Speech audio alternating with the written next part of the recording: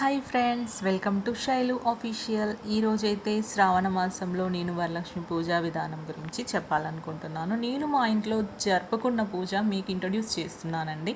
తోరణాలు బంతిపూలతో నేను కట్టాను. మా ఇంటి ముందు కలర్స్తో ముగ్గును అయితే వేసుకున్నానండి. ఇదైతే మా పూజ గది ముందు నేనైతే ఫ్లవర్స్తో డెకరేషన్ చేసుకున్నానండి గడప ముందు. ఇంకా దేవుడి గదికి బంతిపూలు మామిడాకులతో తోరణాలు అయితే కట్టేశానండి.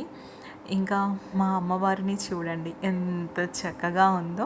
నేనైతే అమ్మవారికి చీర కట్టడం అయితే ఇది ఫస్ట్ టైం అండి, చేయాలి అనుకున్నాను కానీ చాలా బాగా చేశాను. నాకైతే చాలా బాగా నచ్చిందండి. నిజంగా ఆ రోజంతా నేను అమ్మవారిని చూస్తూనే ఉండిపోయానండి, అంత కళగా ఉంది అమ్మవారి అయితే. నేనైతే పూజ కంప్లీట్ చేసుకున్నాను. చూసారుగా అమ్మవారి ముందు గౌరీమాతను పెట్టుకొని పూజ చేశాను. ఇంకా అమ్మవారికి తాంబూలం సమర్పించాను. పండ్లు, గాజులు, శనగలతో పసుపు, కుంకుమ, గంధం, అక్షంతలు, పువ్వులు అన్నీ పెట్టానండి పూజకి.